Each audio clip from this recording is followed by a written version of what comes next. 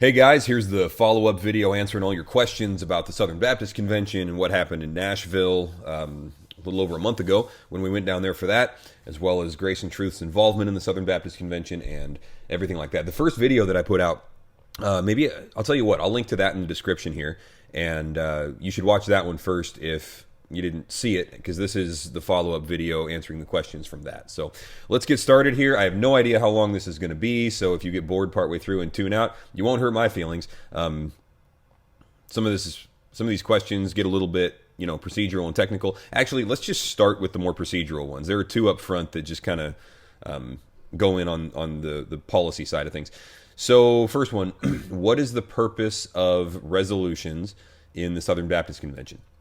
Okay, so the kind of the break-free point on the controversy was in 2019 surrounding something called Resolution 9. And in Resolution 9, it was that was the point where the language of critical race theory and intersectionality sort of got read into the record in the SBC. And so if you're not familiar with these things, I'm not going to spend a whole lot of time defining them right now, but basically critical race theory is the cultural philosophy that there is the main problem in society is based on racial tension, and a lot of this is historical and has been imported and has been being lived out among us right now, whether we see it or not. And so the primary problem in culture, according to CRT, or critical race theory, is that some racial groups, usually people talk in this in terms of the more Anglo-Caucasian cluster of ethnicities, right? Some racial groups have more power, and then other racial groups have less power, and so we need to redistribute power from the less powerful from the more powerful to the less powerful in order for justice to be done. So in the church, when critical race theory comes into the church, then it takes the form of like, hey, if you're a white church, then if you've got any influence or you've got a pulpit or whatever, you have to cede that over. And this is kind of Cohn's language, who's sort of one of the forefathers of this stuff intellectually. You have to cede that over, give your power over to a racial minority group, and that's what it looks like for biblical justice to be done in the church. Now, our response to that, obviously, is that's not the gospel, and that's not what the minor prophets meant by justice either. So let's get our definitions straight on this. So this is an idea that we reject and teach against here. But it came up in Resolution 9 in 2019, and so the resolution said something like, be it resolved that we now affirm critical race theory and intersectionality as being valid interpretive tools for doing ministry and cultural engagement and things like that. So that was kind of the way that they got about that. Intersectionality, if you're not familiar with that, it's basically the idea that there are oppressed groups of people, and then the more categories, the more of these columns of oppression that you fit into, the more valid your voice is in a cultural conversation. So, so goes the theory that, blacks are oppressed and gays are oppressed and the poor are oppressed. So if you're black, gay, and poor, then your voice in a cultural conversation is far more valuable than somebody who's not any of those things. And so you get points for you get credibility points for the oppression boxes that you can sort of make a case for checking off. So anyway, essentially what that does is it removes us from the battlefield of ideas where we can compare truth claims and vet these things and come away with good ideas, letting the bad ideas die. It decimates all of that and says, if you're talking, then we will go ad hominem and evaluate your value to us in our cultural conversation. And then the content we will affirm coming out of your mouth based on that, not based on the merits of your argument alone or at all. So that's intersectionality. There you go. Now, to the question then, what's the purpose of resolutions in the SBC? There's the backstory.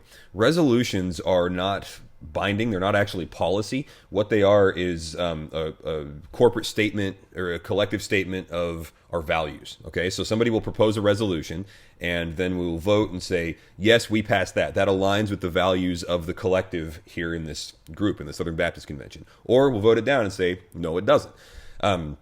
That doesn't actually change any policy. If a resolution passes, that doesn't mean that anything has to happen. What it can do is serve as precedent for a policy decision later on. Somebody could say, I make a motion that we do this, this, and that. And they would say, well, that's contrary to our resolutions, which say da da da da da. So it serves as kind of a philosophical underlayment for where we want to go as a convention. All right, they can be repealed.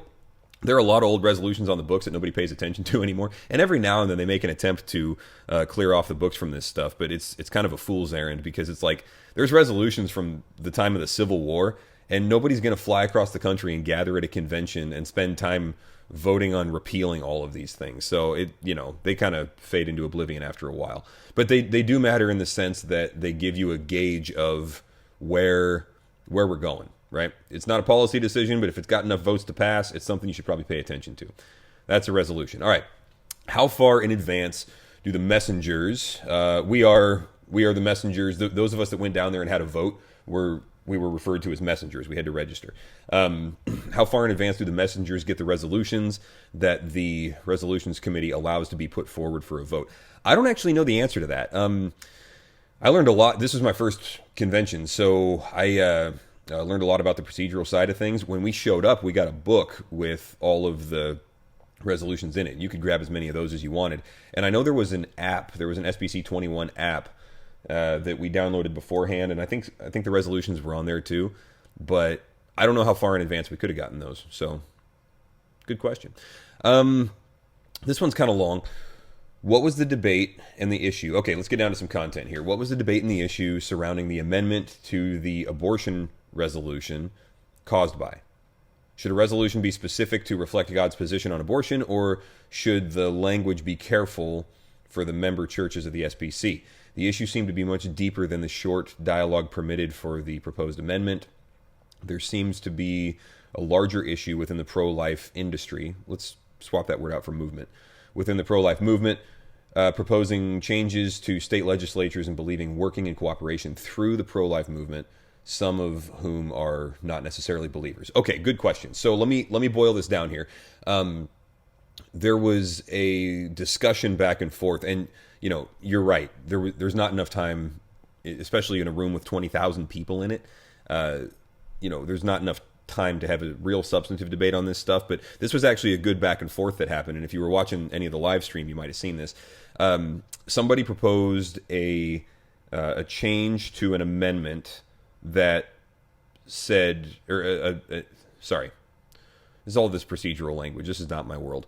They proposed an amendment to a resolution that said the SBC will not accept any halfway measures on the fight for life. We will not endorse any policy decisions short of total abolition of murdering babies. All right.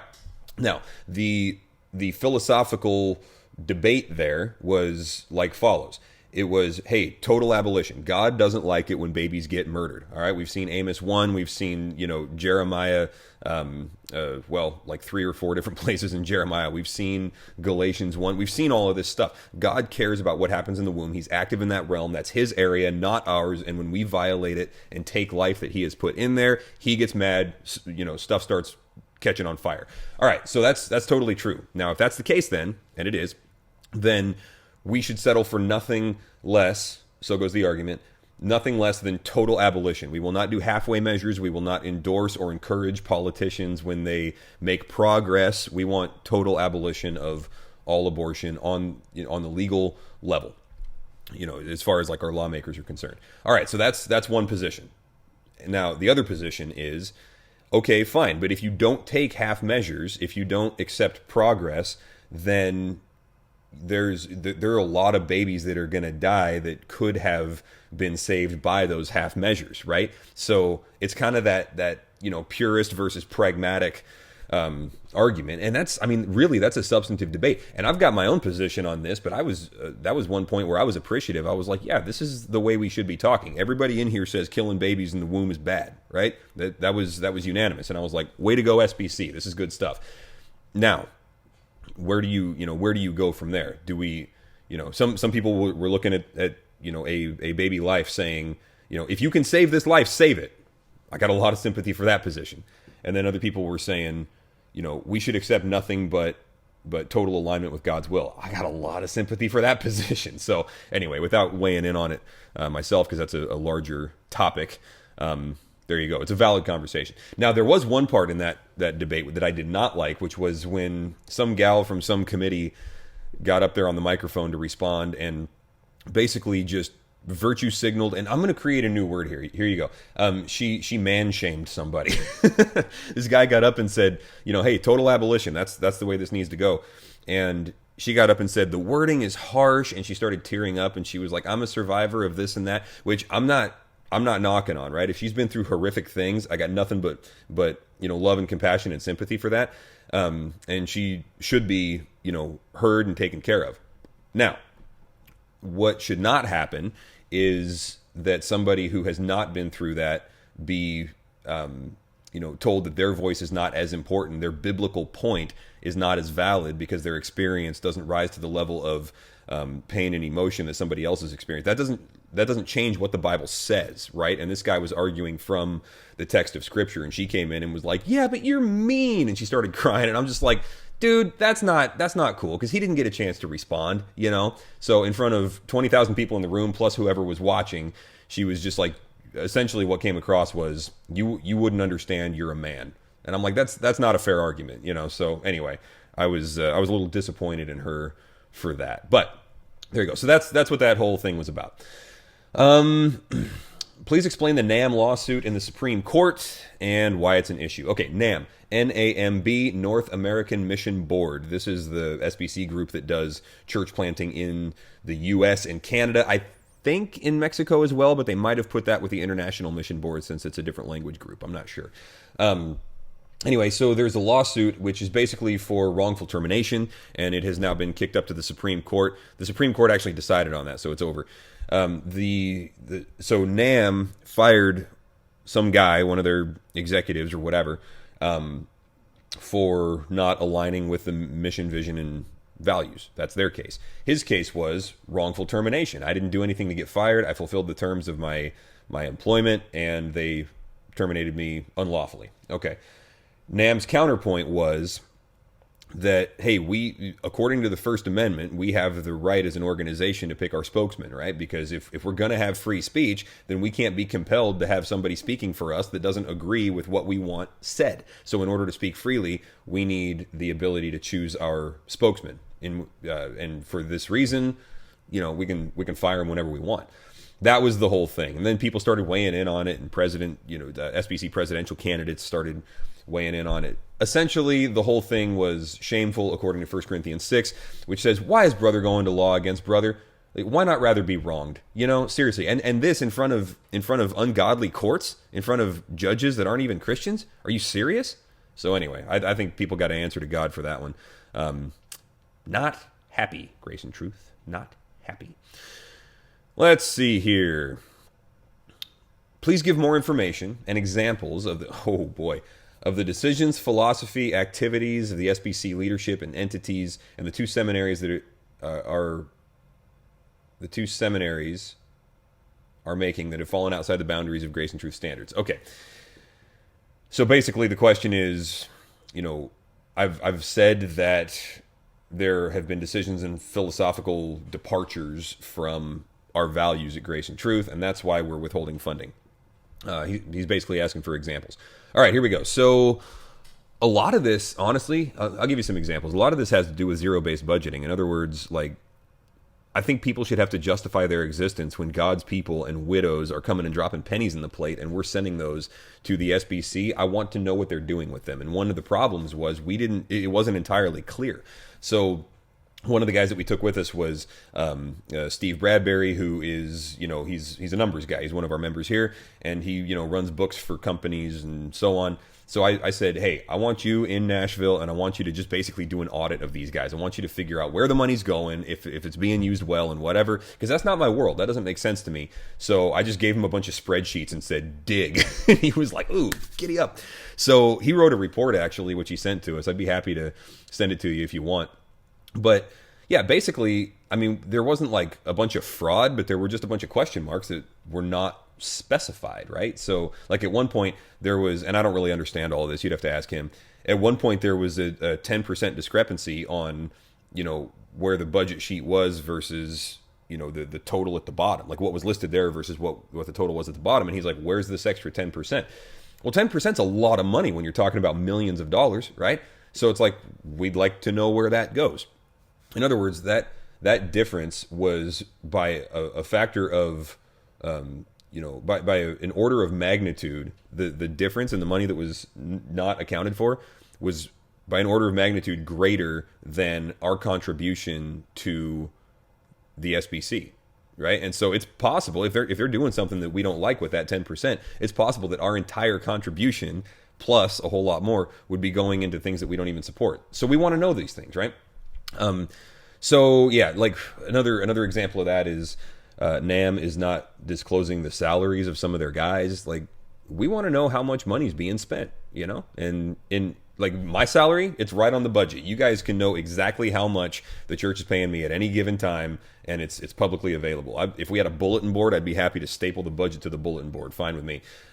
Not the case there. So anyway, we weren't happy about that. So that was kind of the thing, is like, look, if we're going to be sending you money, justify it, right? Tell us where it's going. Another philosophical departure, I guess. This one was really weird, actually. Lifeway, which is kind of the Southern Baptist publishing house. They put out a lot of small group curriculum and stuff like this. A lot of really good stuff. There's some fantastic stuff in Lifeway. But they wanted to change their mission statement, change the wording of it. And they, for some weird reason, they took out the word family, and they took out the word homeschool, or maybe somebody wanted to include the word homeschool, like, we exist to support blah, blah, blah, blah, blah, blah, blah, and homeschooling families and whatever. And they either wanted to take it out or not allow it in or something. Anyway, so we were like, why? Why would you take the word family out of this? And their point was, well, because, we want people to understand that we're here for anybody, not just those with, nuclear families, but anybody can benefit from. It was stupid, really. So it didn't pass. We were like, no, we're not backing off on the family. I was proud of the group for doing that. But the fact is that even though they didn't change their wording in their document because it didn't pass, that wording just reflected the values and where they're going anyway. So they're still going to do what they were going to do, even though they didn't change their wording in their document, right? Their philosophy didn't change when the wording got voted down. So we don't like that. We don't want to keep funding it until such a time as they can pull it together. What else is this asking for here? For activities, leadership. Yeah, okay, so another good example of this would be the ERLC, Ethics and Religious Liberties Commission. Okay, ERLC. This is kind of the public activist wing of the SBC, and they have done some phenomenal work over the years. But now there's some stuff going on in there where, like, there's been this infighting and stuff like that. And all these guys that are doing the infighting, it's making it into the press, and they're going public with stuff, and they're, pretending to write closed letters that they, just sort of accidentally get leaked to, Christian publications and stuff. It's a big mess. And all of these guys doing the fighting are on the payroll. And it's like, what are we paying you for? So I stopped by the ERLC booth and talked to those guys and said, all right, I know a lot of what the ERLC does. Give me a rundown of the whole ministry. And so they did. We just talked for a minute, and quite a while, actually. And they basically said, okay, we got four things that we do in the ERLC. Number one, religious liberty. They're doing a lot of good work there in the lobbying sphere, the public sphere, the policy side of things, religious liberty. Defense of the biblical family. Okay? We're talking about gender, sexuality, monogamy, things like that, and they're contending for these ideas in the public square, doing a good job of that as far as I can tell. There's the fight for life. They got the Psalm 139 project, which, they're basically just giving away ultrasound machines to organizations, like pro-life organizations that can't afford them. That's awesome. We love that. But then there's this fourth one where they've taken on the cause of racial reconciliation. And we're like, okay, so, here's what happened. I asked them, what does that mean? What do your efforts for racial reconciliation look like? And they said, well, we're equipping pastors and training pastors to preach more effectively on the subject. And we got into it, and basically, I think it was really uncomfortable for my wife, who was standing there like, the boys are going to fight. Basically, it's critical race theory stuff that they're trying to put in the pulpits. I don't like it. I don't want it. I don't appreciate it. And frankly, I don't want the ERLC gunning for my pulpit. So we don't like that. So here's the question then. Do you say, all right, 3 out of the 4 things that they're doing are great, and we want to support those? Now, this fourth one, we're just going to write that off as the cost of doing business. You can't win them all. Do you do that? Or do you say, no, poison root, poison fruit, and we're not sending any money to those guys if any of it's getting used for what's contributing to our, cultural downfall and harming the gospel? So that's a decision that's got to get made, and that's why we're in a really good position to be able to say, okay, well, we're not sending you any money until such a time as we can get some information that we're happy with there. So that's another example. Let's see. Oh, the seminaries. Yeah. Woo! So I made, in my last video, I made a comment that, 4 of the 6 Southern Baptist seminaries seem to be doing good work, and then 2 of them are like not. Let me drop dime on these 2 because I didn't give you any specifics before, but this isn't private information, so none of this is. So Southeastern, so Midwestern is doing good. New Orleans Baptist Theological Seminary, I got no gripes with them. Southern Baptist Theological Seminary, really good school. There's some stuff where if I was sitting down over a cup of coffee with Al Mohler, I would say, why do you put up with these guys working there, and that kind of stuff. So, we would knock heads in a brotherly fashion, but hey, it's cool. What is Southeastern, Midwestern, and Southeastern? No, Midwestern, whatever, another seminary.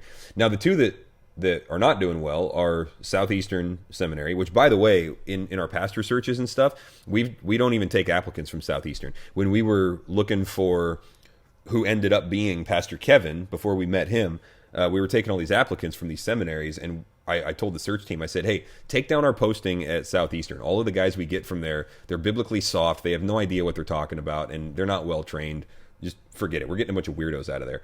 So this time, with the pastor search we're involved in now, we didn't even post at Southeastern. We're not interested. So that was that one. And then the other one was Gateway Seminary, which is my alma mater. That's where I went, At the time, it was called Golden Gate. And then they moved away from the Bay Area, away from the Golden Gate Bridge, and now they're based down in Southern California. It's called Gateway Seminary. And the president, Dr. Orge, who I've met many times, he got up and gave his report.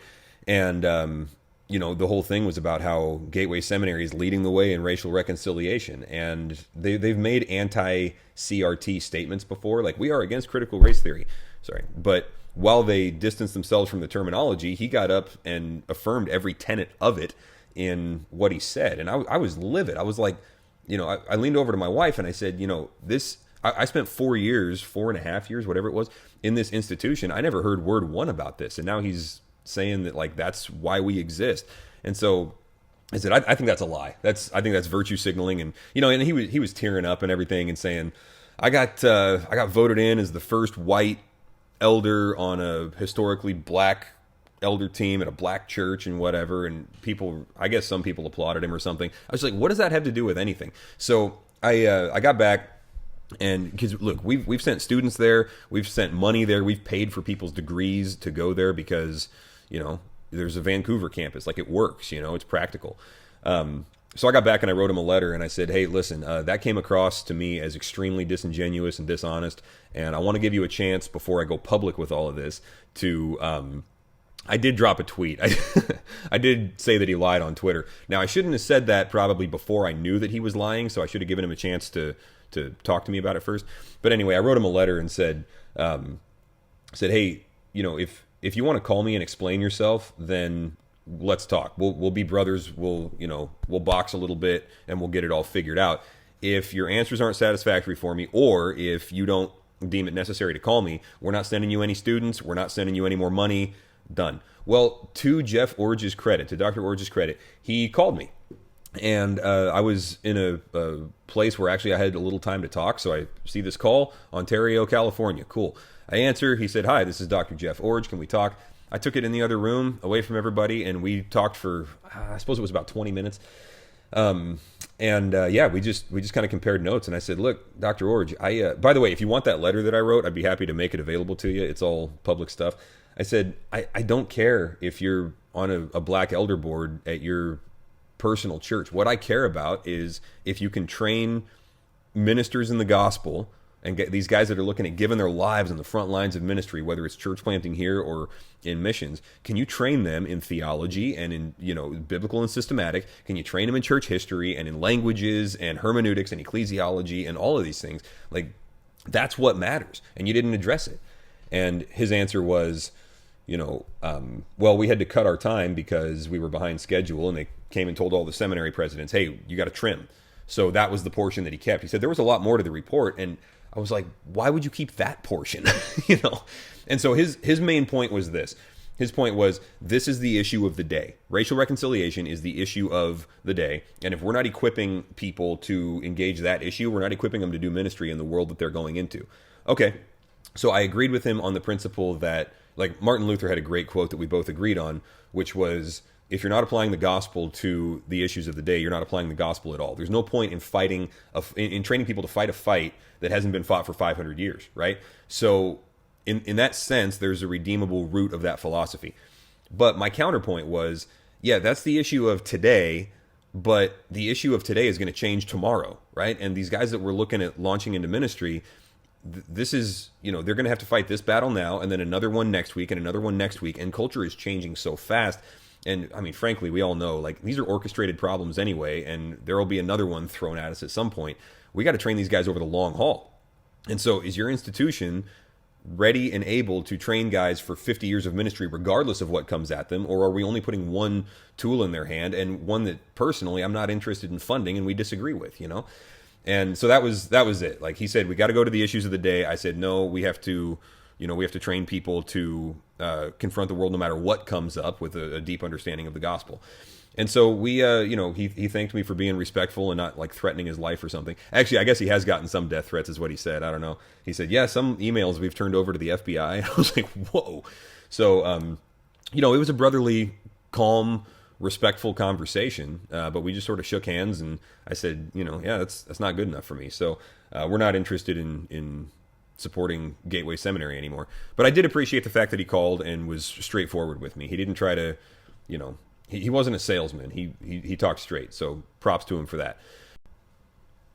All right, what are we dealing with next? Well, according to this question, asking about, you know, different philosophies and stuff, there were, I'll tell you one thing that turned out kind of well, better than I expected, was the IMB, the International Mission Board, which is really kind of the cornerstone of Southern Baptist life. I mean, that's sort of, you know, covering the world in the gospel and in church plants and pastor training and, you know, all of this stuff. That's sort of what we exist for. So I thought that there were some doctrinal problems with the IMB. And so we took Aliro with us, who is a missionary. He's an IMB missionary and has been for like 20 years. He was, you know, born and raised in Mexico, but now he's a missionary to Germany, and, you know, kind of U.S. is sort of the home base for him. So anyway, he was around, and we took him with us. And I said, hey, I just need to know your take on what we see down there. And so I asked him, you know, how's the IMB running under the new president, Paul Chitwood? And he said, man, it's great. It's a well-oiled machine. All right, good. So I had heard a rumor, and it was just that. I heard a rumor that Paul Chitwood wanted to introduce something called unconscious bias training to the missionaries. And I'm like, oh, no, they're going woke now and whatever. So I asked Aliro. He said, I've never heard of this. I don't know what that is. So at the conference, actually, there was a session going on, so not many people were in the hallways, and I saw Paul Chitwood, and I said, hey, can I pull you aside for a second? And he said, sure. Very nice guy, and we had a good conversation. We talked about a few things, and I asked him about that, and I said, you know, what was up? Is that something you were going to institute? And he hangs his head, and he goes like this. He said, no, let me tell you what happened.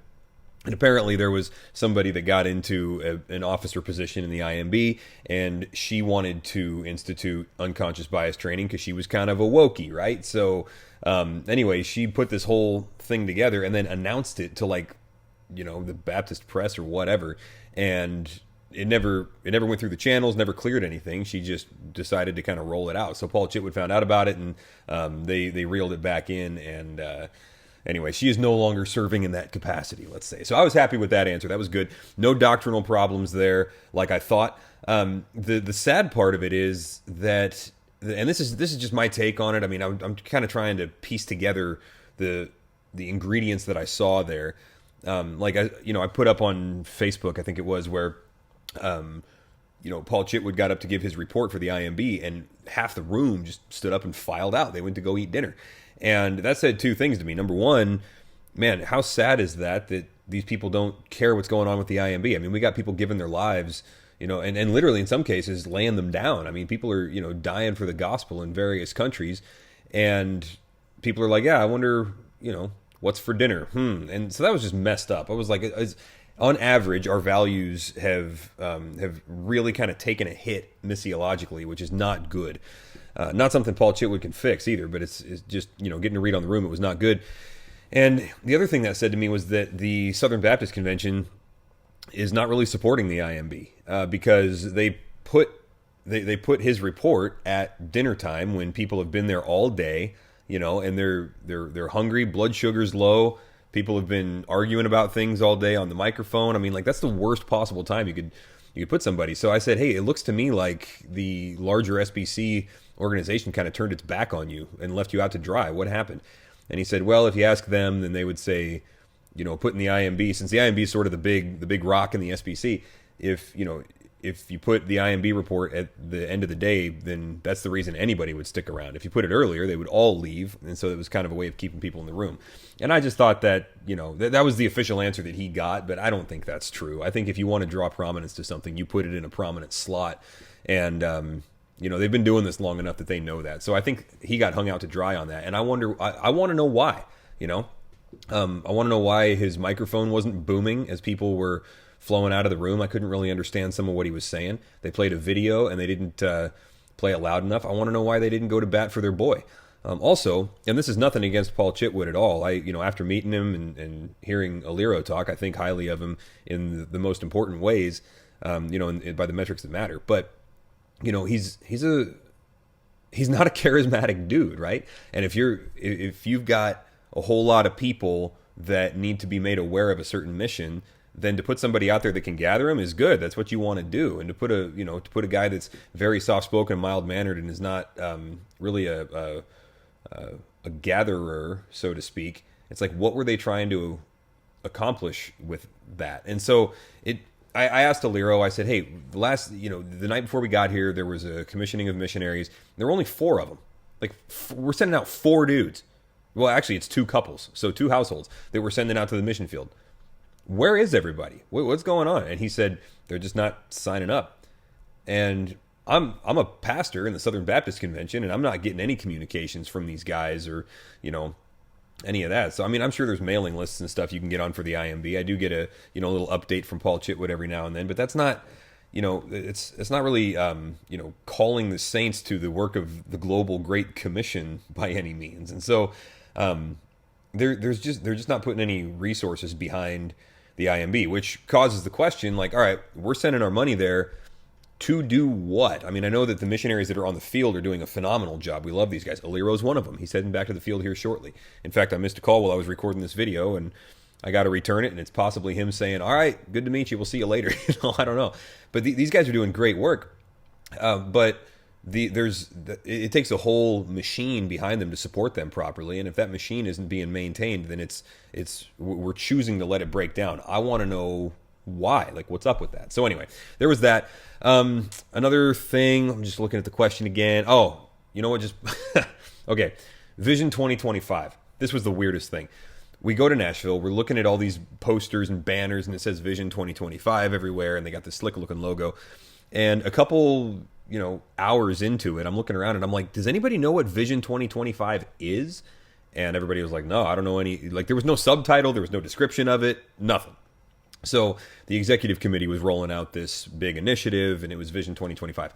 So Ronnie Floyd gets up there, and he was the chairman of the executive committee. We'll talk more about him in a minute, and because we got a question about him. But yeah, he gets up there and kind of rolls out what this is, and he says, I forget exactly all the details. By the year 2025, we're going to plant 500 churches. We're going to send out 500 missionaries. We're going to plant 5,000 churches, and this kind of stuff. And it didn't sound, I was going to say it sounded good. It really didn't. There was nothing behind it. There was no, there were no specifics as to how they were going to get it done. And there was especially no talk about the unity of the core message with which we would be sending these people out. And it was weird because that was the first day of the conference. And it was like, yo, we're all here to talk about the core of the message. How far is critical race theory going to make it into, what we're doing and what we're talking about? How clear is the gospel? Side note, I got up on the microphone 4 times to say something, and I just missed it every time. Like, you know, it was like, and discussion's over. And I was like the next guy up. I'm like, no. And all I was going to say was, can we please clarify the gospel in some of these documents? Like, we talk about the gospel, but none of our documents enumerate what it actually is, as far as like the resolutions and the motions and stuff. And I was like, if we're Great Commission Baptists, if we're the gospel people, we should, you know, specify it. So I was going to try and get that read into the record somewhere, and it didn't pan out. But, you know, that's what we were there to discuss, was what is the core message and what are the core values of the SBC. Now, when you talk about this big thrust to send out missionaries and plant churches and stuff, and you don't have agreement on the core message, then it's meaningless talk, right? And so I was getting kind of frustrated, and I was like, I see what he's doing right now, you know, and my wife sort of leaned over to me and said, you know, why do you seem so, you know, so like hangry? I was like, well, because I'm mad. And she said, why? So my explanation of it to her was, you know, when a guy thinks that his girlfriend is about to dump him, and so he says, let's get married and let's go and do it in Hawaii. That's basically what was going on. They saw, you know, kind of their power slipping away and things. So they said, vision and 2025, because it's a nice round number, and church plants and baptisms and evangelism and missionaries. And they threw out all the buzzwords that normally, you know, Great Commission focused Baptists are like, yes, I'm in. But there was really nothing behind it. So I didn't appreciate the runaround on that. And I was not impressed with Vision 2025, which told me this executive committee has no direction at all. So, yeah. Okay, 2 more. We'll do 2 more. What was the sexual abuse investigation, or was the sexual abuse investigation by the SBC mishandled? Why is this coming up? Please provide history, etc. All right. So I think it was 2018, maybe. It was during the whole Me Too movement, and people were getting Me Too'd left and right, and a lot of them needed to get Me Too'd, right? These guys were there. So to catch everybody up, if you don't remember this, because the news cycle goes quickly right now. So there was the Me Too movement where somebody would on social media say #MeToo, meaning I also have been sexually abused by somebody. And so a lot of people got those allegations thrown at them, and some of them were correct. And these victims finally had a global community around them to say these things, and they should be heard about that, right? There were also a lot of false accusations, so it got kind of tiresome because it was like, all right, some other guy got Me Too'd, you know. I mean, geez, we got to do another investigation now, you know. And a lot of women were just lying about stuff all over the place. So it was the bad apples that spoil the bunch type of thing, and so that's why that movement kind of petered out, was because nobody knew who to trust anymore. It was just a bunch of finger pointing going back and forth. Well, the Southern Baptist Convention had a series of people that said, you know, hey, #MeToo. I think they even popped up with like a Church Too movement or something, like a sub movement. And a lot of those allegations went to Southern Baptist churches. And so the Houston Chronicle wrote a newspaper article that just chronicled all of this stuff. And they said, you know, here are the allegations. And there were a lot of them because the SBC is big, right? So J.D. Greer, president of the Southern Baptist Convention at the time, he and the team, you know, whatever committees had to be involved, they were in response mode. Now, I felt like, as a pastor, they did a good job. We were given training materials. The response was swift. It was clear. We were given tools and resources. And, you know, because, I mean, look, a lot of us are not experts in this stuff, right? We know how to, like, understand and present a Bible passage. Well, that's different. So we had to become experts in a lot of this stuff very quickly, and I felt very well supported by them. So I thought they did a good job. Then I found out at the convention in Nashville that there were other allegations that supposedly had been buried by the executive committee. So that was the allegation that was on the table. Somebody got up and said, you know, we are moving that there be a task force or an investigation board that is created in order to investigate the executive committee to see if they hid allegations of sexual abuse. This is the first I had heard of it. And then during the discussion time, a pastor got up and said, you know, Mr. Floyd, who's the chairman, why did you squash the investigation that was going on towards somebody in my church? We were all like, what? So this guy's story was a guy had come to his church who years ago, back in the 80s, was at a different church, and there was an allegation against this guy that when he was back there at the other church in the 80s, that he had abused somebody. That person came out, pointed the finger, named a name, and this was the guy. So Now, the right thing to do then would have been to investigate that claim and to come to the church and, the family members involved and whatever and get all the information. Well, this pastor said 5 days after we were made aware of it, 5 days after the allegations came out, the executive committee said no further investigation is necessary. We're good. Nothing happened. And he said, I'm the pastor here, so we did our own investigation, and we found out that this guy has had a string of victims, and we dealt with him. Why didn't you guys deal with him? So he said, why did you not feel it necessary to follow through on that? And, man, you could have heard a pin drop in there. So Ronnie Floyd gets to answer the question. So he kind of leans over to somebody who I assume was his lawyer, which would not be an unwise move.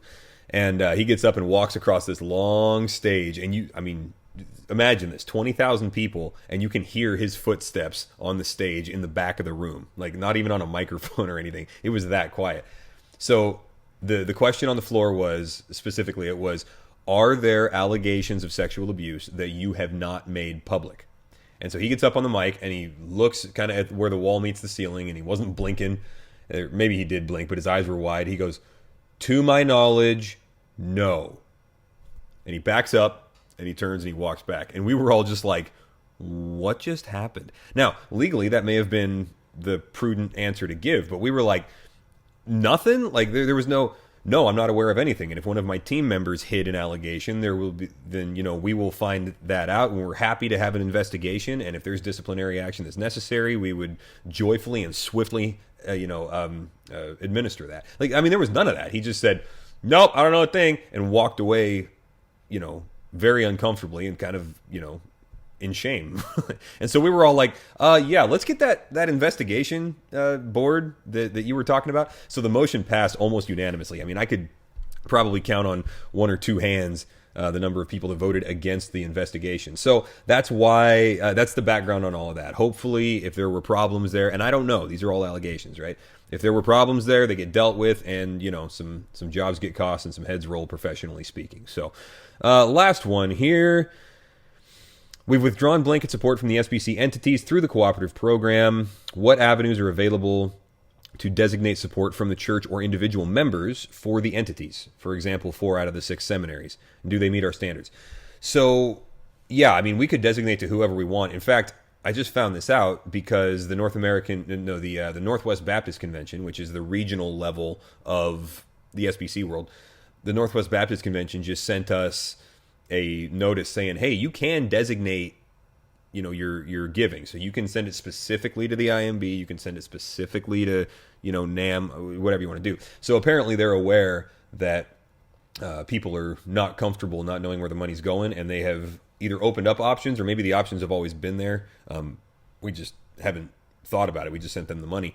But the options exist now for us to do designated giving. So that'll all be part of the discussion for next year's budget, which starts in, we start our budget talks really in September, get serious in it around October. So yeah, that's those are the questions that we got here. This was a long video, and I don't know if you've got any more questions. If you do, I'm probably not going to post a bunch more videos because, frankly, this stuff gets tedious for people after a while, and I would just be posting the videos for the 2 people that are interested. So anyway, if you got more questions, you can feel free to call me. None of this stuff is secret. But all right, guys, I'll look forward to talking with you about much more positive Great Commission progress that's happening in Grace and Truth.